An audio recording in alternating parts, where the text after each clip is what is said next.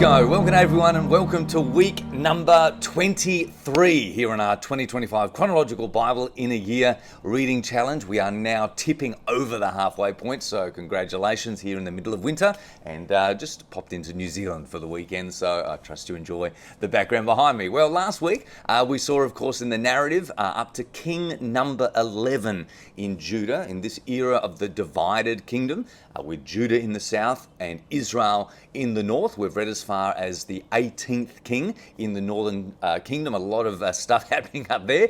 Focused a lot last week on the ministry of Elisha, the prophet. We had a look at Jonah and also got a start on the book of Isaiah, which will keep us occupied, as I said, for about 4 weeks, I think, here in our narrative. Well, this week in the south, we read about one of their worst kings down there. Ahaz sounds similar to Ahab in the north, who was one of their worst kings. Don't get them confused. Ahaz in the south. But fortunately, he is succeeded by Hezekiah, who is known, or comes to be known, as one of the greatest kings since Solomon. All right, so he ushers in a great revival, essentially, or restoration of the kingdom down south and reinstates worship in the temple. So you'll enjoy Hezekiah. He's a great leader down there in south in Jerusalem. Up north, we witnessed this week their 19th king, a guy called Hoshea, who most significantly for him is not just king number 19, but he becomes the final king of the northern kingdom. All right, this week, massive news. We are going to witness the destruction, the demise, the death, and as we'll see next week, the divorce of the northern kingdom, of the 10 northern tribes. All right, and so in the narrative this week, one of the key, really critical chapters that sums this up absolutely beautifully is 2 Kings 17. Okay, 2 Kings 17. It summarizes basically the destruction of the northern kingdom, and practically the way that happens is the Assyrian army come in from the north. So from north down to the northern kingdom, okay, the Assyrian army comes in. That's how it practically happens. They're destroyed. People are carried away into exile and taken out. The cities are emptied. They're repopulated by foreign nations because the king doesn't want to, leave the land just lying there. So he puts his own people there basically. And you'll read a funny story there about how these foreign nations worship their foreign gods in that land. All right, so it's a bit of a humorous story. You'll enjoy that this week. But basically, from a practical level, this destruction is accomplished through a foreign army. The Assyrians, we reckon this happens in 722 BC. So that's the sort of a period of history that we're up to, all right?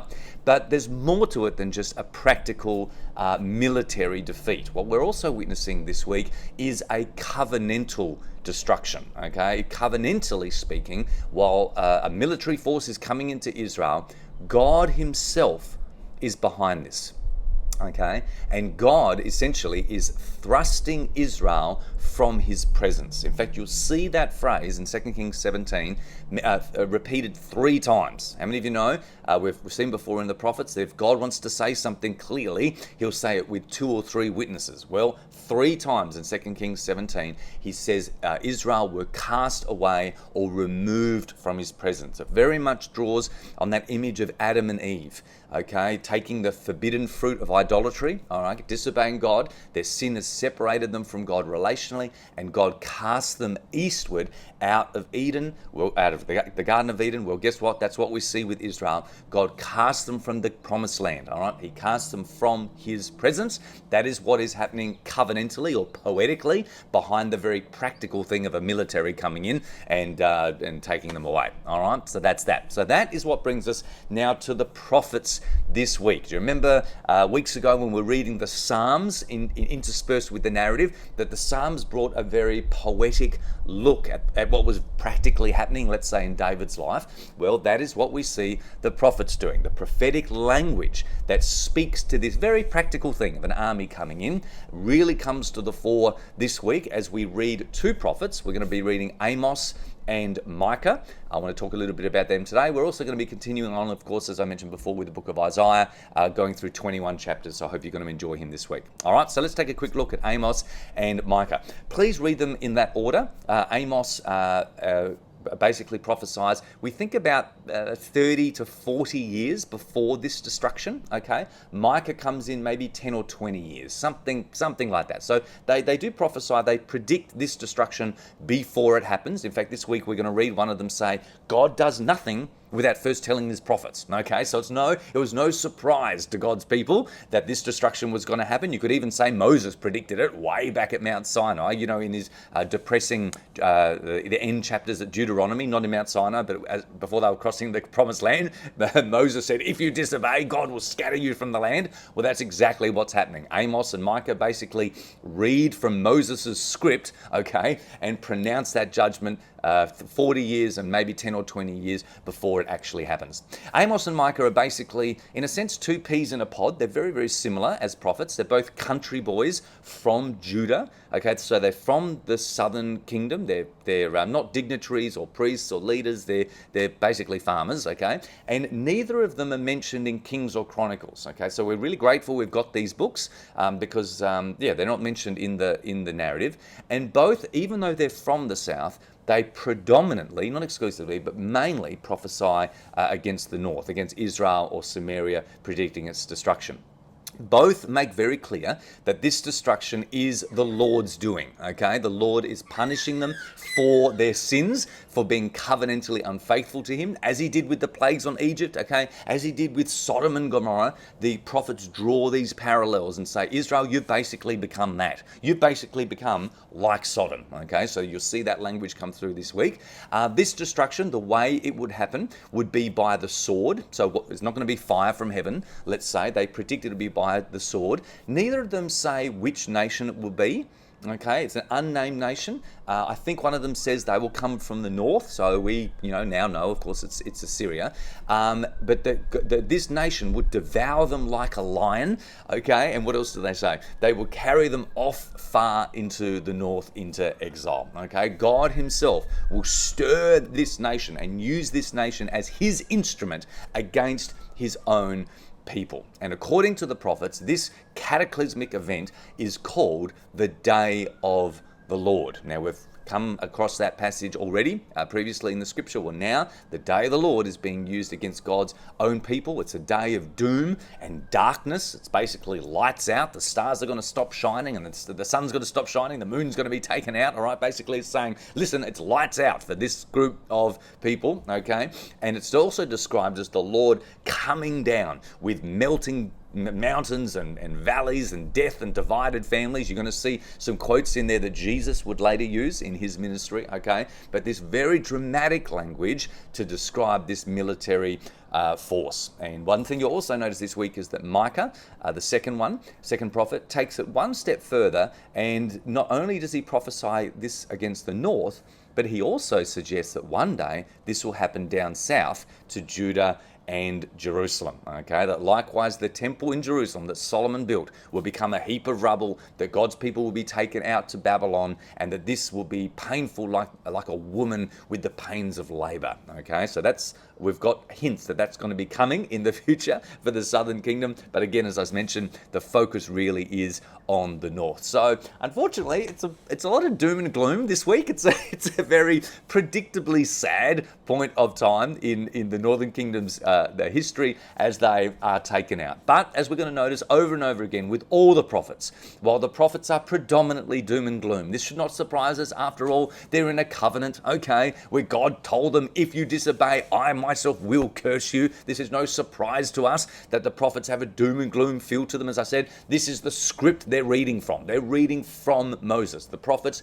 take what Moses has said, and like a prosecuting attorney, they tell God's people, this is where you've disobeyed. So of course, there's a lot of doom and gloom in there, but among all the doom and gloom, there are also hints of hope in the prophets. Somehow, say the prophets, David's fallen tent will be restored when a king comes from a place called Bethlehem. And even though he comes from Bethlehem, his origins will be from ancient times. This future king will be a shepherd to God's sheep, like David was a shepherd. And even though sinful Israel will die, somehow my people Israel will be restored again as this new leader becomes our peace. God will forgive his people. Even down south, he will restore his temple, and the nations will once again admire a united kingdom of Israel. All right, this future king is coming, so you're going to see a lot of Christmas promises this week. You're going to see a lot of those type of promises this week as it predicts a future king. In fact, Isaiah doesn't just say or adds on to where this future king will come from, and he says this king will come from Galilee.